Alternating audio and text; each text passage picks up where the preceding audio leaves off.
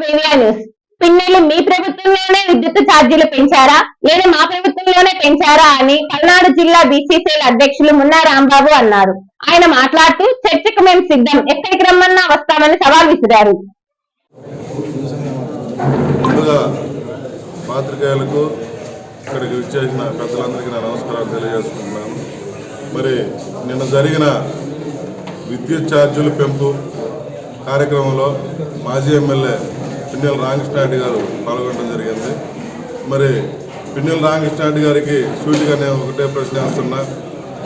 గత ప్రభుత్వంలో 8-9 సార్లు కరెంటు ఛార్జీలు పెంచింది మీ ప్రభుత్వమా మా ప్రభుత్వమా అనేది నువ్వు ఎక్కడికి రామన్నా మేము రావడానికి సిద్ధం, మేము సవాల్ చేస్తున్నాం. ఈ సందర్భంగా నేను బీసీఎల్ జిల్లా ప్రెసిడెంట్గా నేను సవాల్ చేస్తున్నా. పిన్నెల రామకృష్ణారెడ్డి గారు, ఈ కరెంటు ఛార్జీల మీద మనం ఎక్కడ కూర్చుందాం చెప్పండి, మాట్లాడుకుందాం. మీకు ఇంక ఏ వంక దొరక్క ఊళ్ళో రావడానికి ఈ కరెంటు ఛార్జీలు ఒకటి చెప్పి వంక చెబుతున్నారు. మరి గతంలో మీరు మాట్లాడిన మాటలు చాలా ఉన్నాయి. ముందుగా చెప్పాలంటే నా విషయం తీసుకో. ఆ రోజు జోలగడ్డ బ్రహ్మారెడ్డి గారు ఇన్ఛార్జ్ ఇచ్చినప్పుడు నేను ఒక బ్యానర్ వేసా. ఆ బ్యానర్ వేసినప్పుడు ఎవరు అల్లరి మోకలు తీసుకొచ్చి నైట్ పొడిచించాలని ప్రయత్నించావు. సరే, దానికి నేను నా ప్రయత్నం నేను చేసుకుని ఆపుకున్నాను. మరుసటి రోజు పర్మిషన్ లేదని ఫ్లెక్సీ తీయాలనుకున్నాం. సరే, పర్మిషన్ కోసం ఆ రోజు 40 చలానా కట్టా. మీరు 20 సంవత్సరాల నుంచి ఎమ్మెల్యే చేసినాను. ఏ రోజన్నా ఒక 100 రూపాయలు చలానా కట్టి నువ్వు ఒక ఫ్లెక్సీ వేసిన దాఖలాలు ఏడన్నా ఉన్నాయా? దాని తర్వాత వరకపుడి సెల నేను కట్టకపోతే రాజకీయ సన్యాసం పుచ్చుకుంటాను. ఈ మాచల్ టౌన్లో బొగ్గవాది నుంచి నీళ్ళు వేసి రాకపోతే రాజకీయ సన్యాసం పుచ్చుకుంటాను. నిన్నగాక మొన్న ఎలక్షన్ల ముందు పట్లవీడి గ్రామంలో ఏం మాట్లాడినా నువ్వు, అది ప్రతి ఒక్కరి మీ దగ్గర కూడా ఉంది. నేను ఓడిపోతే రాజకీయ సన్యాసం పుచ్చుకుంటాను. నువ్వు అసలు రాజకీయం గురించి ఎందుకు మాట్లాడుతున్నావు అనేది ప్రశ్నార్థకం. మరి ఈ విధంగా చెప్పుకుంటూ పోతే డిసెంబర్ 16 గొడవ చేసింది ఎవరు?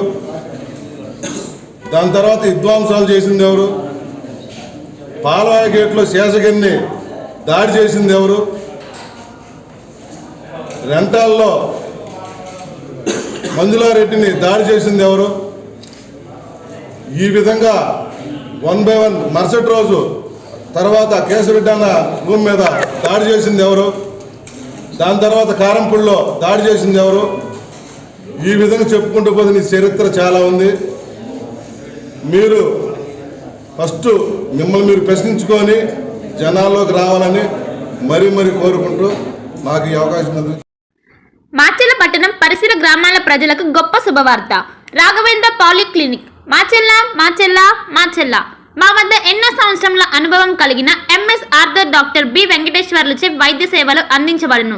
అత్యంత ఆధునిక వైద్య పరికరాలచే తలనొప్పి, మెడ నొప్పి, మోకాల నొప్పులు, నడుము నొప్పి, సయాటికా డిస్క్ తిమ్మిర్లు, అరికాల మంటలు, కండరాల నొప్పులు, వెన్నుముక సమస్యలు, నరాల నొప్పులు, విరిగిన ఎముకలకు సర్జరీలు, వెన్నుముక సర్జరీల వంటి సమస్యలకు ప్రత్యేక వైద్యం చేయబడును.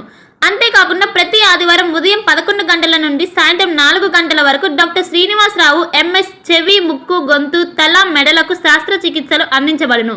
మా వద్ద ఎండోస్కోపీ సౌకర్యం కలదు.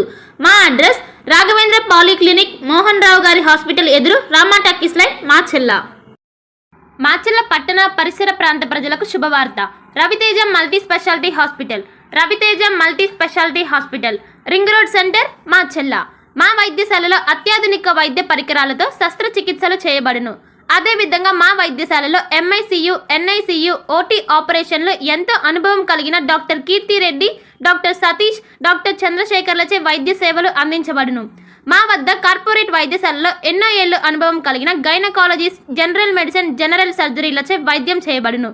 Orthopaedics, polytrauma, OBS and gynaecology, paediatrics, pathology, CT scan, X-ray ల్యాబ్లతో పాటు అంబులెన్స్, ఫార్మసీ సౌకర్యం కలదు.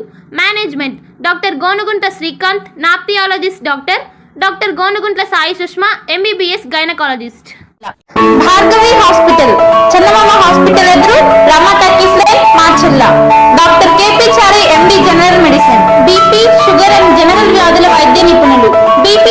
స్వరములు